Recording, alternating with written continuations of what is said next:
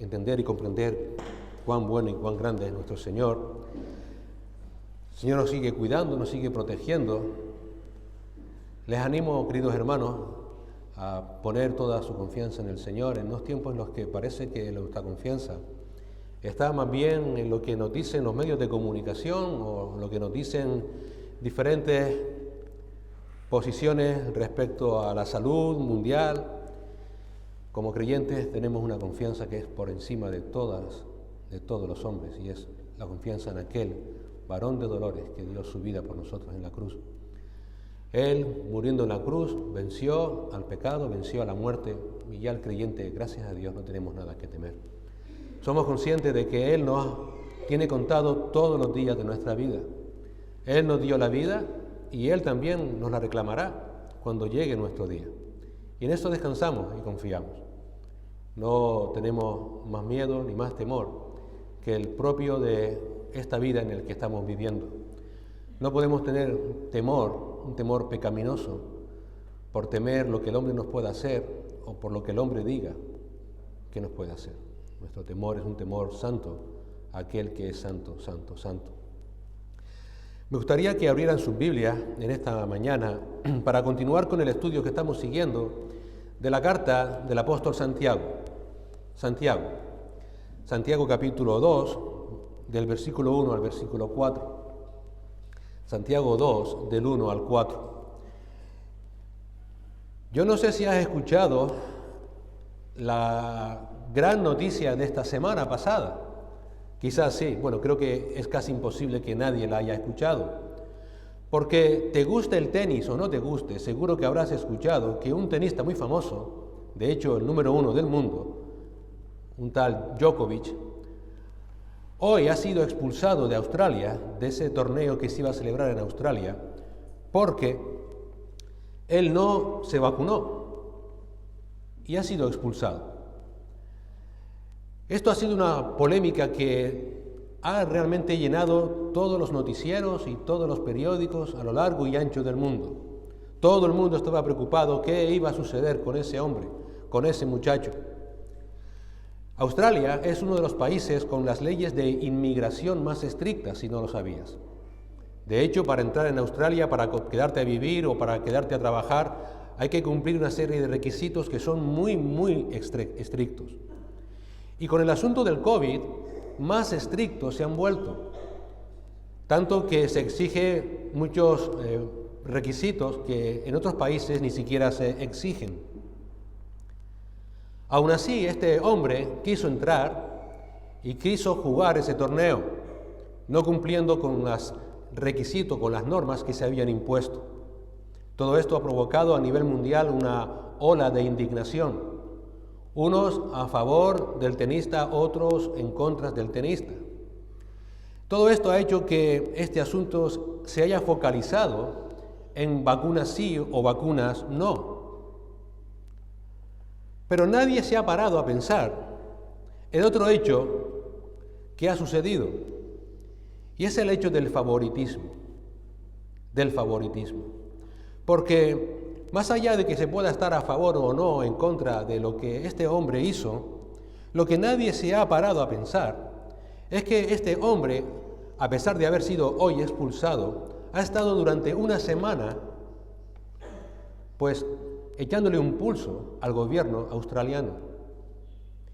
Muchos se han preguntado qué hubiera pasado si en vez de ser un tenista famoso hubiera sido una persona normal como nosotros. Seguro que ni siquiera una hora hubiera estado en el aeropuerto. Inmediatamente en la aduana lo hubieran parado en el control de pasaportes y en el siguiente avión de vuelta a su país lo hubieran devuelto, sin más dilación. Es una de las normas que suele cumplir la policía fronteriza en Australia. Si no cumples los requisitos, inmediatamente en el siguiente avión de vuelta se te devuelve. Pero con este hombre no se hizo así. Se le estuvo allí, se le dio un abogado, dice que estuvo en un hotel de mala muerte, pero estuvo en un hotel. En definitiva, con él hicieron una excepción por ser alguien relevante en el tenis mundial. Nadie se ha cuestionado ese trato de favor, nadie. ¿Por qué? Porque en el mundo en el que vivimos, el favoritismo es algo normal, es algo incluso habitual. El favoritismo de no tratar a todo el mundo por igual es algo tan normalizado en nuestra sociedad que hace falta que suceda un hecho extraordinario como este para recordar que sucede continuamente. Sí, reconozcámoslo, solemos hacer acepción de personas. Es importante aclarar que cuando hablamos de favoritismo, no estamos hablando de que no podamos tener una amistad más cercana unos que con otros. Todos pasamos nuestro tiempo diario con unas personas más que con otras, y eso hace que tengamos una relación más cercana con unos que con otros. Y eso en sí mismo no está mal. El propio Señor Jesús tuvo un círculo más íntimo de discípulos. Pedro, Santiago y Juan eran los 3 amigos más cercanos del Señor. Pero no estamos hablando de eso. No estamos hablando de tener un círculo íntimo por el trato, por familia o por amistad. Estamos hablando de la acción de tratar en un mismo asunto a 2 personas de manera distinta. De tratar por un mismo asunto a 2 personas de manera distinta.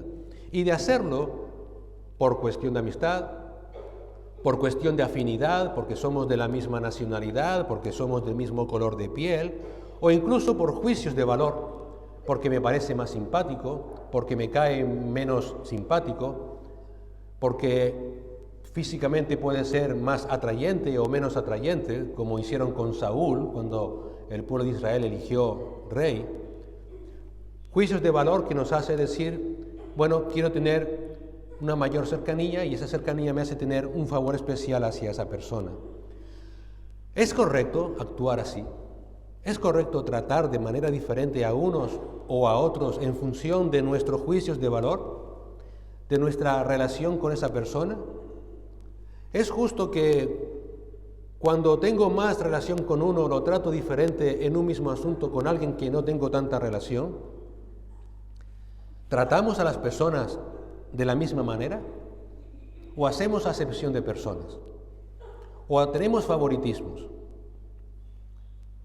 Como se ha mencionado en otras semanas que hemos predicado sobre Santiago, la epístola es eminentemente práctica y trata de asuntos que a veces ni tan siquiera le prestamos atención, como precisamente el ejemplo que hemos dado del favoritismo.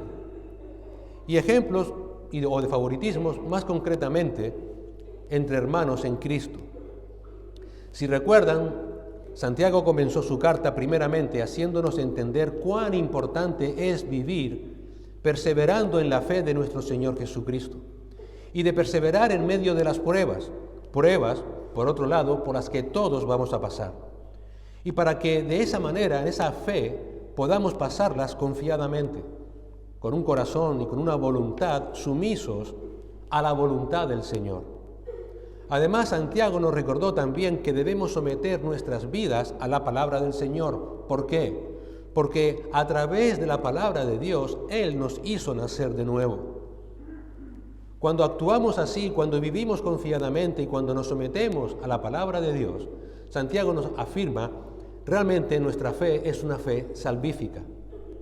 Y ahora en el pasaje que de esta mañana, que es el pasaje que va desde el versículo 1 al versículo 4 del capítulo 2, Santiago nos va a recordar ahora que vivir la fe en el Señor Jesucristo es algo que va mucho más allá de una simple experiencia personal entre yo y mis circunstancias, sino que además es una experiencia colectiva en mi relación con otras personas, sobre todo si son hermanos en Cristo.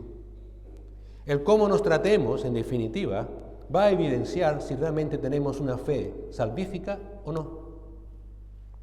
Y por eso Santiago va a subrayar que la fe en el Señor Jesucristo no muestra parcialidad con nadie, ni favoritismos. Porque si eso sucede, y sucede de manera reiterada, va a ser la evidencia, la prueba de que estamos viviendo en una fe espuria, en una fe dudosa, que hará, por otro lado, que nuestro testimonio como creyentes sea nulo y que además va a traer consecuencias desastrosas.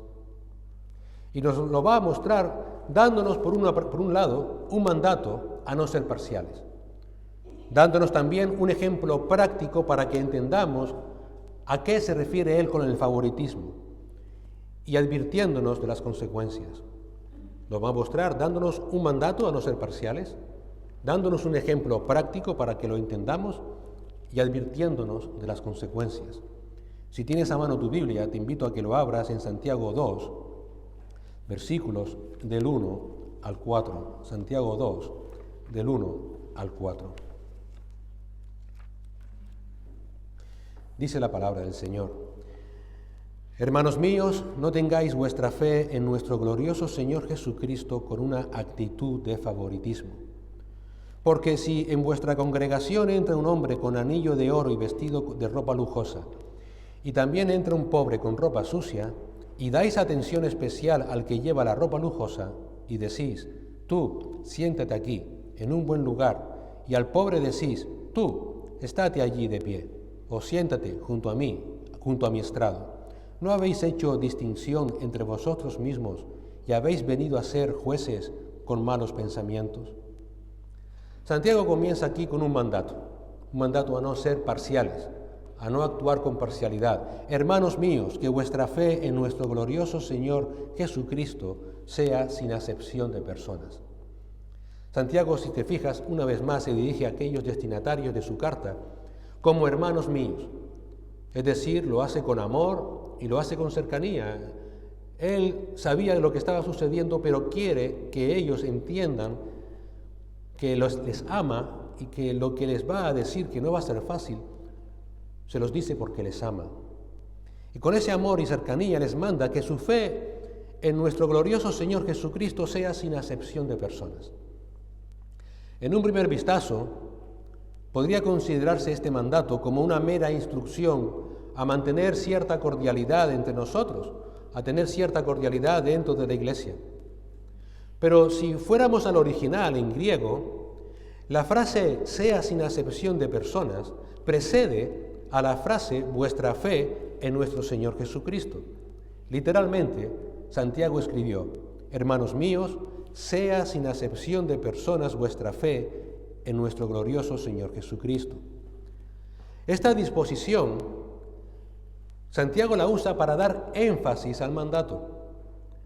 Cuando se da énfasis a esa frase, lo que Santiago está poniendo en evidencia es que esto no es una mera instrucción, que no trata un simple asunto sin importancia de preferencias personales dentro de la iglesia, sino que el punto de Santiago es hacer énfasis en que actuar con parcialidad es incompatible con la fe en Cristo. Actuar con parcialidad es incompatible con la fe en Cristo. Por tanto, es un hecho gravísimo. No es simplemente una mera instrucción para ser cordiales los unos con los otros. Ser parciales, hacer acepción de personas dentro de la iglesia, es un hecho gravísimo. Como hemos dicho en semanas anteriores, la situación social en aquella época era como la que también hoy vivimos. Ellos veían como algo muy normal el tratar a las personas de manera distinta y sobre todo haciendo juicios de valor. Era algo muy normal. Tanto era así que la frase que usa aquí Santiago, acepción de personas, es una sola palabra en griego que solamente aparece en los escritos cristianos. Solamente aparece en los escritos cristianos. Es decir, nunca en aquella época ningún autor secular jamás usó esa palabra porque no la conocían. Podríamos decir que fue una palabra inventada por los creyentes. ¿Por qué? Porque ya que todo el mundo asumía como normal actuar con favoritismo, no hacía falta identificar ese asunto. Y si no hacía falta identificar ese asunto porque era algo muy normal, no hacía falta una palabra que lo describiera.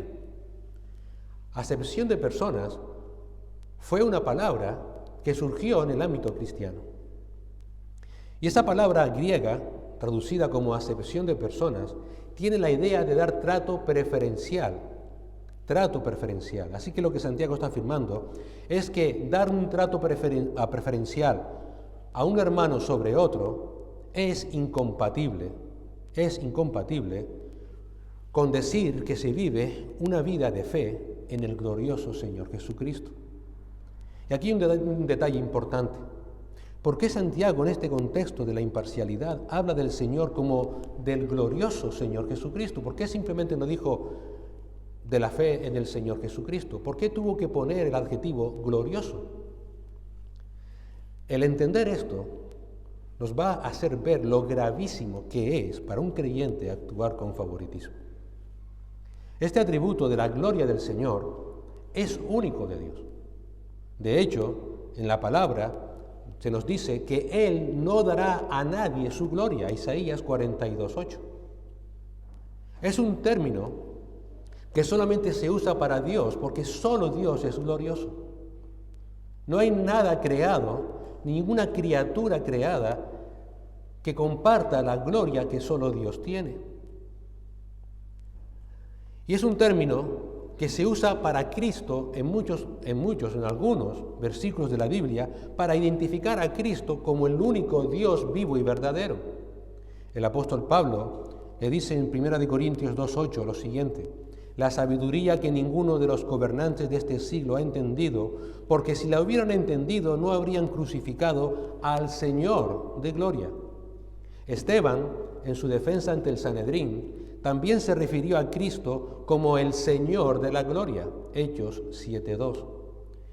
Y de nuevo Pablo a los colosenses habla del Señor Jesús, de que agradó al Padre que en Él, en Cristo, habitara toda la plenitud de la deidad. Cristo es glorioso porque Cristo es Dios. Juan 1:14, en su comienzo de su Evangelio, se refiere de esta manera a Cristo. Y el Verbo se hizo carne y habitó entre nosotros, y vimos su gloria, gloria como del unigénito del Padre, lleno de gracia y de verdad. Por tanto, la palabra de Dios nos muestra a Cristo como la expresión suprema de la gloria de Dios. Y lo muestra así porque Él es Dios. Cuando pensamos en los atributos de Dios, ¿en qué atributos pensamos? Normalmente pensamos en aquellos atributos que empiezan por la palabra o por el prefijo omni, ¿verdad? Pensamos atributos de Dios: su omnisciencia, todo lo sabe; su omnipotencia, todo lo puede; su omnipresencia, está en todas partes. Y quizás si avanzas un poquito más, verás también que otro atributo de Dios es su justicia, su santidad, también su inmutabilidad. Él no cambia, es el mismo ayer, hoy y por siempre. Pensamos en su eternidad, pensamos también en su soberanía, ¿verdad? Esta palabra que hoy en día está tan de moda, tan de moda que ya ha perdido hasta el significado. Dios es soberano. Pero ¿cuántas veces te paras a pensar en el atributo de Dios de su imparcialidad? Porque otro atributo divino es su imparcialidad. Dios es absolutamente imparcial. Pablo escribe a los hermanos de Roma en Romanos 2:11, porque en Dios no hay acepción de personas. A los hermanos de Colosas, en Colosenses 3:25 les dice: porque el que procede con injusticia sufrirá las consecuencias del mal que ha cometido, y eso sin acepción de personas. A los hermanos de Éfeso, en Efesios 6:9 les dice: y vosotros, amos, haced lo mismo con ellos, y dejad las amenazas, sabiendo que el Señor de ellos y de vosotros, que está en los cielos, no hay acepción de personas. Y por eso Cristo, durante su encarnación, nunca mostró ningún favoritismo hacia nadie. Sí, tenía un grupo cercano de discípulos, pero aún a ellos nunca le ofreció ningún favoritismo. Nunca ofreció ningún favoritismo. Es más, esa virtud de Cristo fue hasta exaltada por sus propios enemigos fariseos. A Jesús no le importaba quién le hablaba, ni le importaba con quién hablaba. No le importaba si quien le hablaba era rico o si era pobre. No le importaba si era hombre o si ese hombre era un religioso como el fariseo Nicodemo, o si era un ladrón como Zaqueo, el recaudador de impuestos. Tampoco le importaba si era mujer, en una época donde las mujeres no podían hablar a los hombres. A él no le importaba. Ni siquiera le importaba si esa mujer era virtuosa, como lo era María o Marta, o si era promiscua, como la mujer samaritana del pozo. El mismo Señor Jesús se encargó de mostrar esa imparcialidad, no solamente con esos hechos, sino con sus enseñanzas. Y así en sus parábolas, Él enseñó, por ejemplo, en la parábola del terrateniente, que contrató a unos obreros a diferentes horas del día y a los cuales le pagó a todos los mismos, que Dios es imparcial. O en la parábola del banquete de bodas, cuando el novio trató por igual a invitados y a forasteros. La mayor preocupación de Cristo no era lo externo de las personas, sino el alma. Y por esa razón trató a todos por igual. Pues si Cristo, el Dios glorioso, no hizo acepción de personas, si dices tener fe en ese glorioso Señor, evidentemente tampoco puedes hacer acepción de personas. Él espera que aquellos que ponen su fe en Él reflejen esa imparcialidad. En 2 de Crónicas 19:7 leemos: Ahora pues, que el temor del Señor esté sobre vosotros, tened cuidado en lo que hacéis, porque con el Señor nuestro Dios no hay injusticia, ni acepción de personas, ni soborno. El autor de Proverbios escribió en Proverbios 24:23, también estos son dichos sabios, hacer acepción de personas en el juicio no es bueno. Por tanto, si aquel que pudiera hacer acepción de personas, porque es glorioso en su naturaleza, no lo hace, cuidado con hacerlo. Cuidado con hacerlo. Lo que tenemos que hacer es lo que nos dice Pablo en Romanos 5:8, que Dios demuestra su amor para con nosotros en que siendo aún pecadores, Cristo murió por nosotros. Cristo, nuestro glorioso Señor, no solamente no hace acepción de personas, sino que nos trata a todo el mundo por igual, porque a todo el mundo por igual amó, aún siendo pecadores. Y eso es lo que también debemos de hacer nosotros. Si tú has recibido, como todos los creyentes, de una manera inmerecida el amor de Dios, si has sido acercado a Él por su pura gracia y por los únicos méritos de Cristo, Santiago, coloquialmente hablando, está diciendo, ni se te ocurra hacer acepción de personas. No podemos tratar a las personas como Dios no las trata. Cuando mezclamos la fe con la parcialidad, tu obediencia a Dios se está viendo comprometida. Tu persona se está viendo socavada, porque quien maneja tu vida no es el Espíritu del Señor, sino tus preferencias personales. Ahora, ¿qué es la parcialidad? ¿Qué es el favoritismo? Porque seguro que todos tenemos nuestro concepto de lo que es favoritismo. Santiago muy sabiamente nos da un ejemplo para que podamos entenderlo. El ejemplo de parcialidad.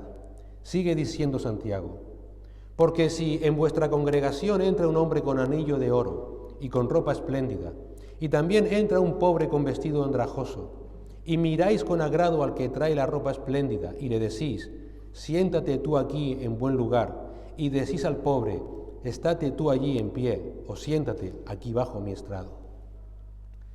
En un primer momento, sinceramente, cuando yo estudiaba el texto, yo decía, esto es muy sencillo, es el favoritismo entre pobres y ricos, entre ricos y pobres.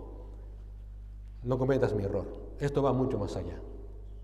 Para la audiencia de Santiago, evidentemente este sí era un ejemplo claro porque, como dijimos antes, en su congregación había personas muy pobres y también había algún que otro rico, con lo cual este ejemplo sí era muy práctico para ellos. Y además es práctico porque abarca o tiene una amplitud de aplicaciones muy grande.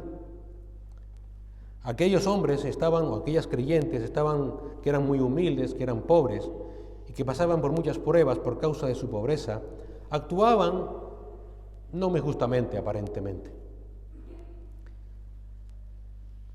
El punto de Santiago aquí es que con este ejemplo les quiso mostrar la discriminación que ellos hacían por las apariencias. Por las apariencias. A esos hombres se les describe y se juzga por sus vestimentas.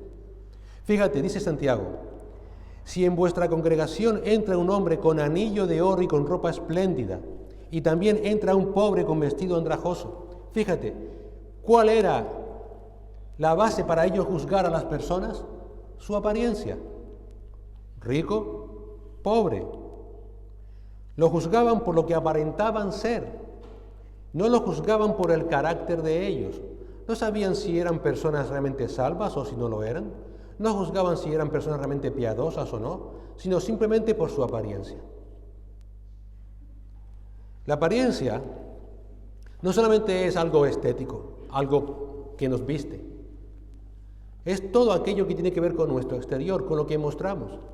Muchas veces hacemos discriminación entre hermanos, como dijimos al principio, por la apariencia de me cae mejor o me cae peor, por su color de piel, por su forma de hablar, porque me es más simpático o me es menos simpático. Por esa apariencia juzgo a las personas. Y si alguien me es más simpático y tiene un problema con otro hermano que me cae un poco menos, normalmente suelo ser más congraciado con el que me cae más simpático.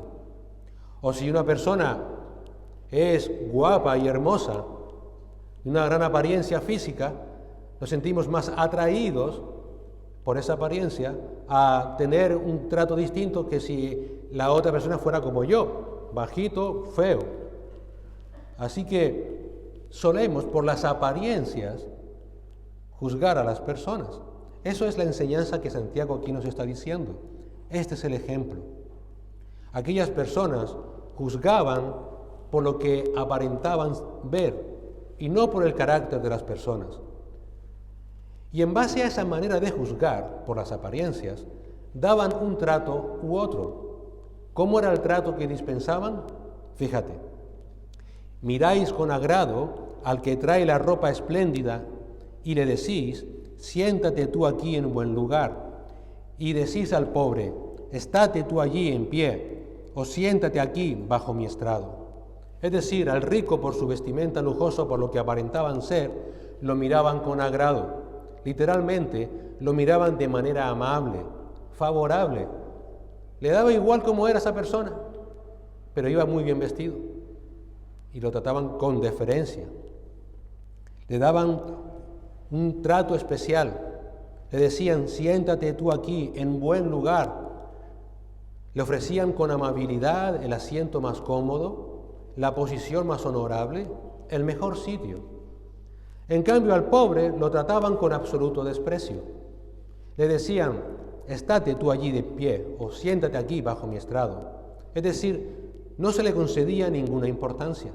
Es más, la construcción de la frase en griego supone que le hablaban con molestia. Les molestaba ni tan siquiera dirigirse a ellos. Tenían tanto desprecio hacia esas personas, por lo que aparentaban ser, que hasta les molestaba hablar. Y fíjate que mientras que al rico se le invita a sentarse en un buen sitio, al pobre se le ordena. Es decir, era tratado con absoluta falta de consideración. Y o lo dejaban sin asiento, de pie, en una esquina, o le humillaban, haciéndolo sentar en el reposapiés de otros, como se trata a un animal. Este ejemplo del que nos da Santiago nos muestra lo que es la discriminación conforme a nuestros juicios de valor. El que sea, no tanto rico o pobre, el que sea. Si alguien me es más simpático o me es menos simpático, si me es más agradable en su forma física o menos agradable, por nuestros juicios de valor. Unos juicios de valor que están basados en los deseos de la carne, dice Juan, en las pasiones de los ojos, en la pasión del corazón. En base a eso actuamos. Hoy día Incluso sin conocer a las personas, ya las juzgamos por su nacionalidad. Cuidado con aquellos moros. ¿Nunca has escuchado eso? Seguro que sí. ¿Por qué? Porque son moros. Y hay que tener cuidado, sí o sí. O cuidado, mira, que son colombianos. Madre mía, cuidado con esos. O venezolanos. Ahí me tengo que cuidar más porque mi familia es venezolana. Pero fuera de broma, es así. O si vemos a una persona de África de color negro, ya también nos sentimos, ¿verdad? O si alguien nos hizo un día una jugada y no le hemos perdonado, ya empezamos a tratarla también distinto. Ese es el ejemplo que nos muestra Santiago. La discriminación conforme a nuestros juicios de valor. No se puede tratar al rico por ser rico de una manera y al pobre por ser pobre de otra. Pero tampoco se debe tratar al pobre porque es pobre en beneficio porque es pobre. Ni al rico tratarle peor porque es rico y creemos que merece menos. Hay que tratar a todo el mundo por igual. Ese es el punto de Santiago. No podemos tratar a unos o a otros de manera distinta por lo que yo considero que debo tratar. Eso está en contradicción con nuestra fe, dice Santiago. Esto no quiere decir, evidentemente, que no seamos sensibles ante la situación de hermanos que están en necesidad y que debemos de ayudar. Por supuesto que sí. Santiago no se refiere a eso, se refiere a actuar con parcialidad, a hacer distinciones por nuestros juicios de valor o por las condiciones de los hermanos.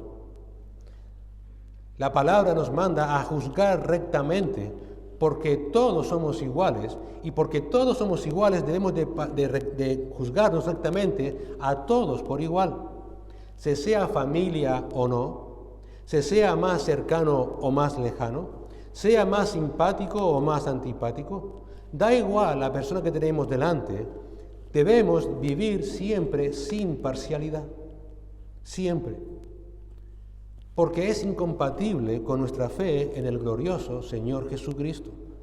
Se debe ser ecuánimes con todos, ese es el punto de Santiago. Para Dios no hay distinción.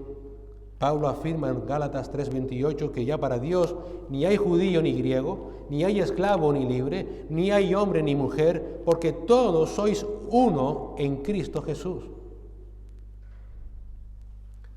Pero ¿qué sucede cuando, a pesar de saber esto, seguimos viviendo con favoritismo? ¿Qué sucede cuando, a pesar de esta gravísima advertencia por parte de Santiago a no vivir de esa manera, seguimos haciéndolo? Santiago nos dice dos consecuencias que pueden suceder. Primeramente, esto nos muestra que nuestra fe es inconsecuente, por tanto es una fe espuria, es una fe falsa, porque se está dando lugar a la carne y no al espíritu. Y lo otro que se nos muestra es que esto destruye a una iglesia, no la edifica. Las consecuencias. Santiago hace una pregunta retórica. ¿No hacéis distinciones entre vosotros mismos y venís a ser jueces con malos pensamientos? Esta pregunta doble, que es retórica, como hemos dicho, está formulada para tener una única respuesta: sí. No cabe la respuesta negativa, no. Es una pregunta, por tanto, que lo que hace es hacerla para afirmar que cuando somos parciales, cuando actuamos con favoritismo, por un lado, nuestra fe es inconsecuente con la fe del Señor. Hacéis distinciones entre vosotros mismos. Literalmente, dice Santiago, sois parciales, os dividís entre vosotros. Cuando el creyente tiene favoritismos, entonces somos inconsecuentes con la fe en Cristo.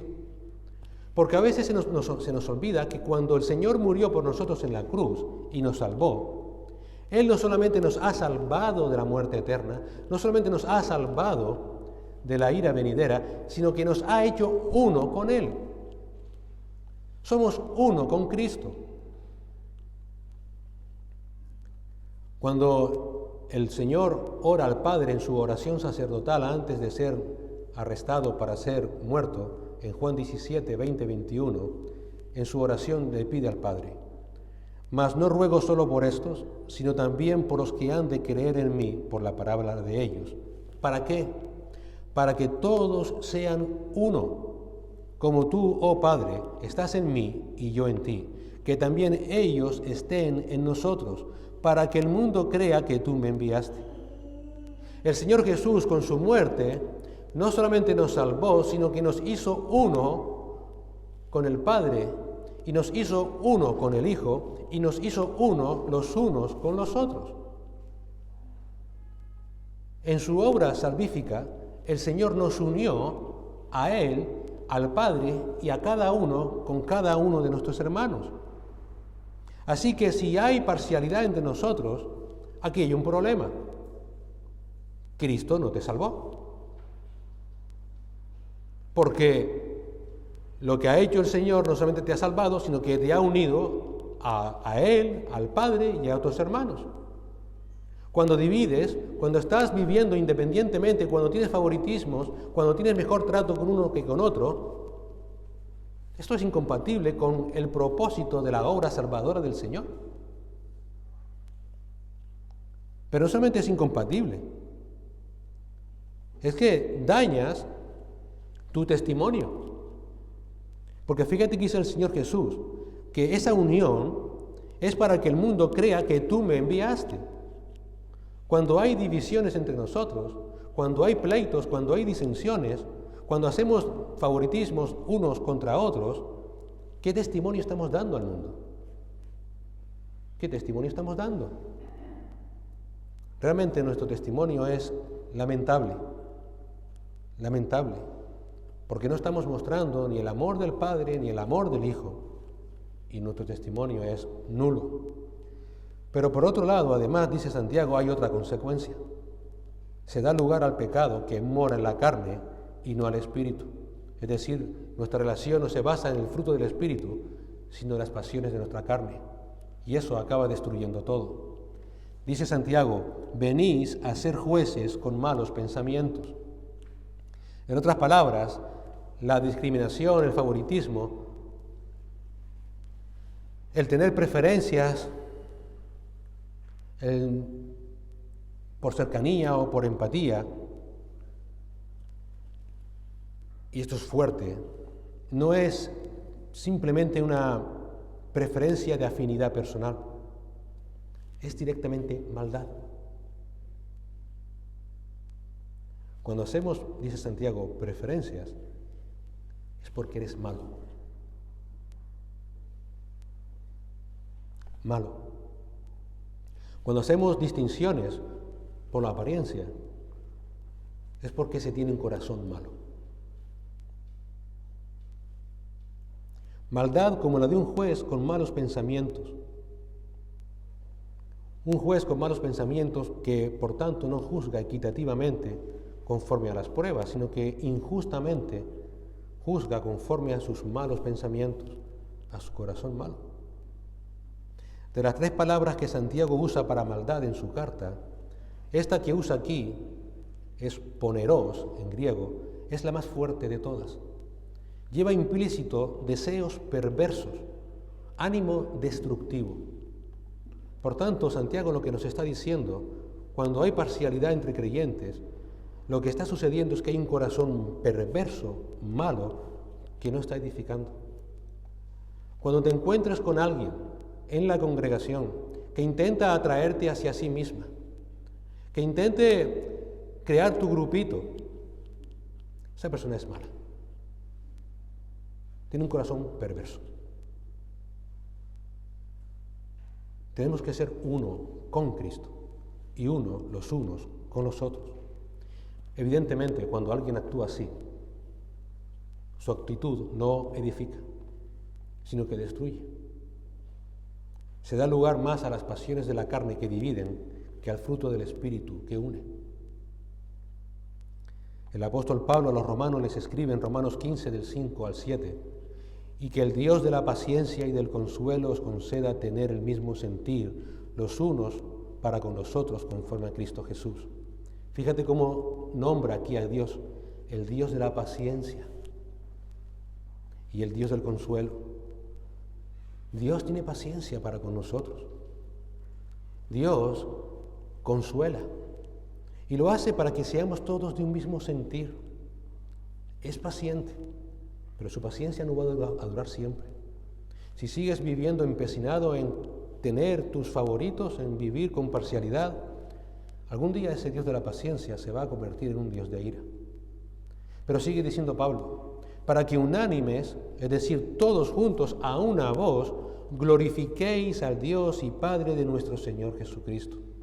Por tanto, es decir, por tanto que Dios es paciente, por tanto que Dios es un Dios de consolación, por tanto que Él nos ha dado a todos un mismo sentir conforme a Cristo Jesús, por tanto que ahora todos tenemos una misma voz, por tanto que ahora tenemos el mismo mandato a glorificar a Dios y al Padre de nuestro Señor Jesucristo, por tanto, aceptaos los unos a los otros, como también Cristo nos aceptó para la gloria de Dios. No hay más. Por tanto, si realmente has sido salvo, si realmente Dios te salvó en Cristo, acepta a tu hermano, sea como sea. Porque así también te aceptó Cristo.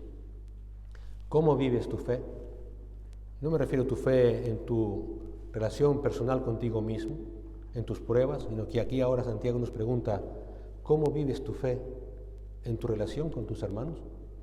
¿Cómo es con ellos tu relación? ¿Los tratas a todos por igual? ¿O eres parcial? Todo creyente dice tener fe en el glorioso Señor Jesucristo, pero si tratas de manera distinta a tus hermanos, estás cometiendo un hecho gravísimo. Si juzgas a tus hermanos conforme a tus juicios de valor, tu fe es incompatible con Cristo, deshonra a Cristo. Él no hizo nunca acepción de personas, por tanto estás cometiendo un hecho gravísimo. El Señor Jesús se hizo hombre, y se hizo hombre para morir por igual por todos aquellos que ponen en Él su fe, y para así salvarles de la ira eterna de Dios. Y lo hizo sin acepción de personas. Él no dijo, por fulanito no voy a morir porque va a ser un pecador impresionante. Todos aquellos que ponen su fe en Él y se arrepienten de sus pecados, da igual el pecado que hayan cometido, da igual lo terrible que hayan sido, Dios no hace acepción de personas. Y si se arrepiente, será salvo. Él no desprecia a nadie. Si hoy estás aquí y crees que no eres merecedor por tu pecado de la salvación de Dios, tienes toda la razón. Porque nadie es merecedor de la salvación, nadie es digno de la salvación, sino digno de la condenación eterna por nuestro pecado. Pero Dios nos dice que si le pides al Señor perdón por esos pecados y crees en Él como tu Señor y Salvador, serás salvo. Da igual lo que haya sido en tu vida. Él no hace acepción de personas. Él no te va a despreciar. Él no te va a echar fuera. Si realmente te arrepientes con fe sincera y arrepentimiento sincero. Ese es el Evangelio de Cristo. No te echa afuera. Él hoy, ahora, está ofreciendo su salvación. Si estás aquí y la rechazas todo lo que Dios está haciendo por ti. Y amados hermanos, aquellos que hemos puesto nuestra fe en nuestro glorioso Señor Jesucristo, recuerda cada día no ser parcial para con ninguno, ni de tus hermanos, ni de nadie que te rodee. Sé siempre ecuánime, sé siempre recto, que muestres al mundo que realmente estás en Cristo, que eres uno con Cristo y uno con tus hermanos. Que glorifiquemos al Señor con nuestras vidas, viviendo como Él vivió, sin hacer acepción de personas. Señor y Padre, gracias te damos por tu palabra, Señor. Gracias por esta salvación tan grande que tú nos has dado en Cristo Jesús. Gracias por, Señor, no habernos despreciado. Sabemos que somos pecadores, pecadores terribles, Señor, y lo único que ofrecemos es nuestro pecado, Señor, pero tú, que eres grande y misericordioso, no hiciste con nosotros acepción de personas, sino que aun sabiendo que éramos pecadores y muertos en pecados, tu Hijo murió por nosotros. Gracias, Señor. ¿Qué hubiera sido de nosotros si tú hubieras sido un Dios parcial? ¿Qué hubiera sido de nosotros si realmente tú hubieras hecho acepción de personas? Ninguno podríamos estar delante de ti. Pero porque tú no lo haces, Señor, aquí estamos. Y aquí estamos agradecidos, Señor, por ese amor tan grande. Ayúdanos, Señor, a vivir nuestra vida de la misma manera. Ayúdanos, Señor, a tener un corazón que actúe sin parcialidad, sin favoritismo, sin juzgar a las personas por nuestros juicios de valor, porque nuestros juicios de valor son conforme a nuestra carne, conforme a los deseos del corazón y de los ojos, y no conforme a tu Espíritu Santo. Ayúdanos a conformar nuestras vidas a tu palabra, a ver al que tenemos a nuestro lado como un hermano amado por el cual Cristo también murió. Ayúdanos, Señor, a quitar de nosotros todo ese favoritismo, esa parcialidad si existe, que realmente nos esclaviza más que nos libera, Señor.